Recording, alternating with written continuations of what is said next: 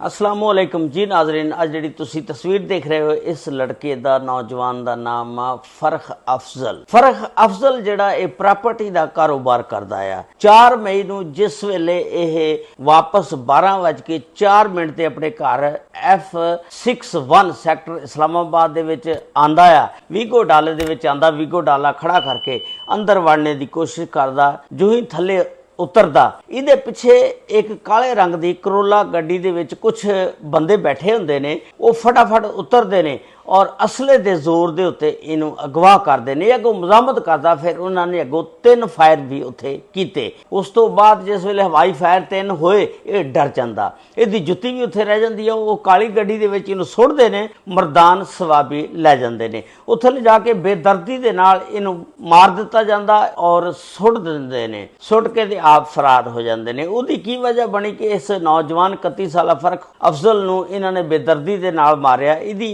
इन्हां दे नाल किहड़ी ऐसी दुश्मनी सी, उसकी मुकम्मल तफसीलात अज दी इस वीडियो दे विच तुहाडे नाल शेयर करांगा। इस्लामाबाद F61 सैक्टर एक ऐसा इलाका है जिहड़ा रैड जोन दे एरिए दे विच आ जांदा है।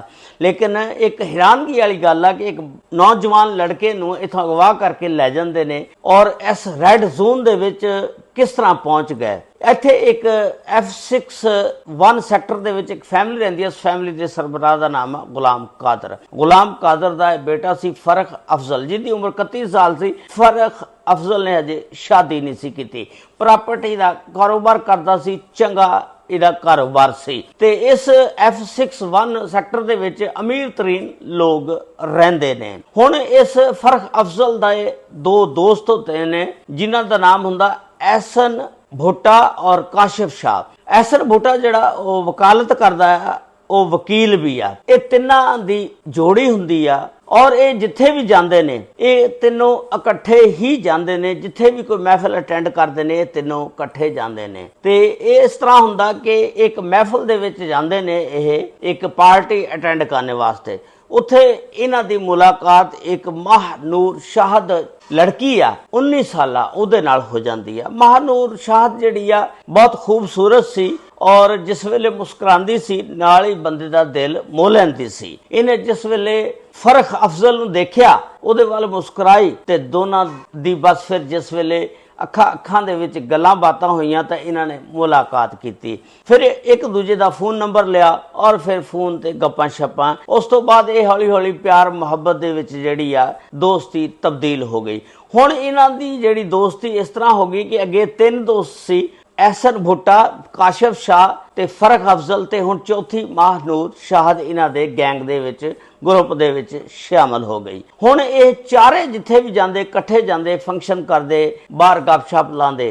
ते ये इन्ना अगे वध गए सी कि ये लड़की जिहड़ी आ दस रहे ने कि सोशल मीडिया दी खबरां ने कि ये शादी करना चाहती सी फरख अफजल ना। लेकिन कुछ खबरां ये भी ने कि ये लड़की जिस वेले रज गई ते इन्हें ना इन्हां साइड ते करना शुरू कर दिता। हुण ये बड़ा बचना चाहती सी। महानूर शाहद 19 साला, इन्हें ना एक अपनी सहेली दे नाल राबता किया। इसदी सहेली जिहड़ी आ F11 सैक्टर दे विच दस्सिया जा रहा कि रहिंदी सी। उहदा कोई दोस्त सी जिहड़ा मरदान सवाबी दे विच रहिंदा सी और पुलिस दे विच कांस्टेबल सी। उसका नाम सी सैफुल्ला। उस लड़की ने सैफुल्ला दे नाल राबता किया। सैफुल्ला नूं कहा, सैफुल्ला ने कहा कि ठीक है, ये कोई गल नहीं, मैं उन्होंने साइड ते करवा देंगा। ते इन्हां दी उस सैफुल्ला पुलिस वाले नाल एक गल तय हो जाती है कि इनू साइड ते लाना।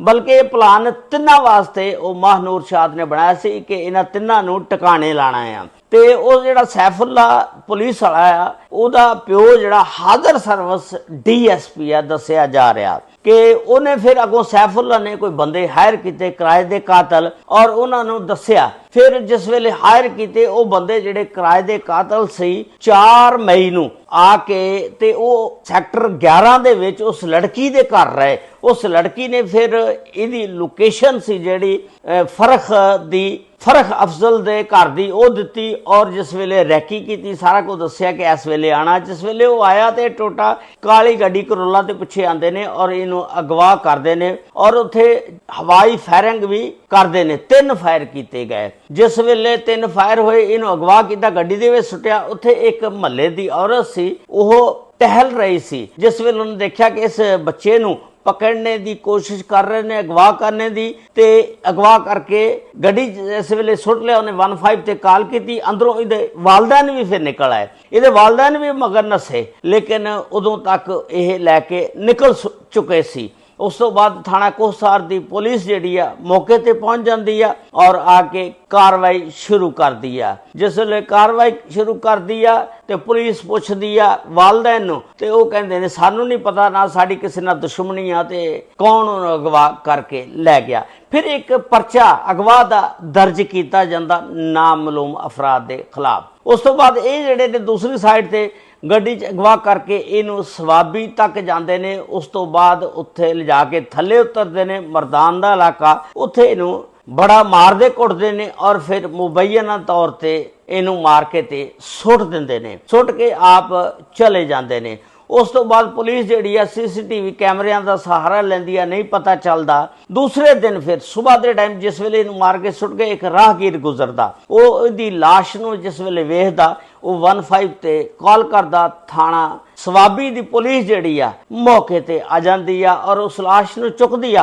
पोस्टमार्टम वास्ते सवाबी हस्पताल दे विच पहुंचा दिता जांदा। उस तो बाद फिंगरप्रिंट के जरिए इस दे खानदान का पता लगवाया जांदा। इहदे खानदान नूं इतला दित्ती जांदी आ। उस तो बाद खानदान नूं पुछदे ने कि इनू किने कतल किया। वो कहते हैं कि सानू कोई पता नहीं, ना सानू किस ते शक आ। फिर पुलिस जिहड़ा इहदा मोबाइल लैंदी आ। उस तो बाद फिर इस मोबाइल दे मदद दे नाल कॉल डाटा कढदी, चैक करदी। सब तो ज्यादा कालां किहदियां ने? महानूर शाह दियां कालां सब तो ज्यादा निकलदियां। पुलिस महानूर शाह दियां कालां दा डाटा लैंदी आ। पता लगदा कि ओह एक सैफुल्ला नामी आदमी दे नाल राबते दे विच रहिंदी आ। ते पुलिस जिहड़ी आ सब तो पहला महानूर शाह नूं गिरफ्तार करदी आ। जिस वेले उहदे कोलों तफ्तीश करदी आ, अपने अंदाज दे विच पुछदी आ ते उहने सच दस दिता। फिर उह सैफुल्ला दे बारे दे विच जिस वेले पुछया गया, सैफुल्ला दे बारे दे विच उहने दस्सिया कि इहनूं मैं हायर कीता सी इहनूं मरवाण वास्ते। ते पुलिस जिहड़ी आ सैफुल्ला नूं पकड़ लैंदी आ और सैफुल्ला नूं जिस वेले अपने अंदाज दे विच तफ्तीश करदी आ ते उह सच सारा कुछ दस दिंदा आ। ते इस तरह पुलिस ने इस केस का जिहड़ा सी मसला हल किया। दोनों मुलजमान तक पुलिस जिहड़ी आ मोबाइल के जरिए पहुंच गई और इन्हां दे उत्ते हुण एक नामजद परचा 302 का दर्ज किया गया। हुण इस परचे दे विच तुसीं देखो कि एक पुलिस वाला जिहड़ा पुलिस दे विच आ, उहदा वालिद हाजर सर्विस DSP आ, उहदा भी नाम दर्ज किया गया। सारा प्लान उसे बंदे ने कीता ते हुण वो नौकरी तो भी जाएगा, जेल दे विच रहेगा। लेकिन इस नौजवान 21 साला फरख अफजल का की कसूर सी कि जिहड़ा बेचारा बेगुनाह ही मार दिता। ये सी अज दा वाकया जिहड़ा मैं तुहाडे नाल शेयर किया। इस वाकये दे बारे दे विच तुसीं अपने ख्यालात दा इज़हार जरूर करना और चैनल को सबसक्राइब, लाइक और शेयर जरूर कर देना। अगर ये वीडियो तुसीं फेसबुक पेज ते देख रहे हो तो फेसबुक पेज को फॉलो जरूर कर लेना। अल्लाह ताला सब ते रहमत फरमाए। आमीन सुमा आमीन। अस्सलामु अलैकुम व रहमतुल्लाहि व बरकातहू।